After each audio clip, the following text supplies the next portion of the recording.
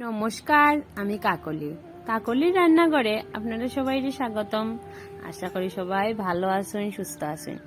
আর ভগবানের কাছে আমি প্রার্থনা করি যাতে আপনারা সবাই ভালো থাকেন, সুস্থ থাকেন। আর আমি মোটামুটি ভালোই আছি, কিন্তু প্রচণ্ড গরমে একটু কষ্ট পাই আর কিটা হইতাম। তো গরম তো আমার একলা লাগে না, সবরই লাগে। গরমে সবই কষ্ট পার। কয়েকদিন ধরে ইদানিং বেতালা গরম ফেলাইছে, গরমের জ্বালায় সহ্য আর না। তো আজকে তোমার লেগে একটা টিফিনের রেসিপি নিয়ে হাজির হয়েছি। যদি বাচ্চারা বায়না করে অথবা বড়রা রই আছে নানি হঠাৎ করে কিছু একটা খাওয়ানোর ইচ্ছা করে, তখন তোমরা এরকম রেসিপি বানাইয়া ট্রাই করতে পারো। কিচ্ছু লাগে না, একটা ডিম আর ময়দা হইলেই রেসিপিটা বানানি যায়, খুব ইজি বানানি।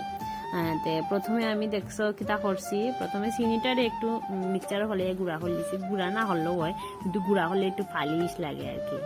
তে চিনিটারে মিক্সচারে দিয়ে একটু গুঁড়া করে দিছি। গুঁড়া করিয়া একটা ডিম দিয়া চিনিটারে দিয়া খুব ভালো কইরা ডিমটারে আর চিনিটারে খুব ভালো কইরা মিশাইছি চামচ দিয়া। এরপরে এটার মধ্যে ময়দা দিলেছি, 1 চামচ গুঁড়া দুধ দিছি, 1 চামচ টক দই দিছি, দিয়া একটু জল দিয়া ভালো করে মিশাইয়া একদম ক্রিমের মতো একটা বেটার বানাই দিছি। যেরকম মুখে যে ক্রিম দিয়ে একদম সফট বেটার বানাই দিছি। বানাইয়া বাস 1 চামচ ঘি দিছি। ঘি দিয়া এটারে পরোটার মতো দিয়া উল্টাইয়া পাল্টাইয়া ভাজি লইছি, একটা হইরা ভাজি লইছি। আমার এটা একদম গুল সুন্দর শেপ হইছে না, তাওয়াত করলে সুন্দর হইল না, কড়াইটা গুল শেপ হইছে না।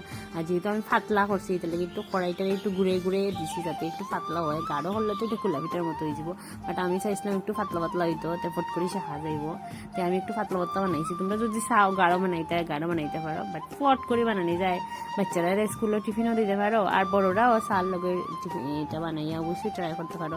তেমন আমারই কিছু লাগে না, খুব অল্প উপকরণ দিয়ে টিফিনটা রান্না করা যায়, কিন্তু খাইতে খুবই মজা লাগে, খুবই সুস্বাদু একটা রেসিপি। অবশ্যই বাড়িতে বানিয়ে ট্রাই করিও। আর আমার রান্না যদি ভালো লাগে লাইক করো, কমেন্ট করো, ফলো করো, শেয়ার করো। আর লাস্টের দিকে দেখো একটা আমি সিরিয়া দেখাইছি।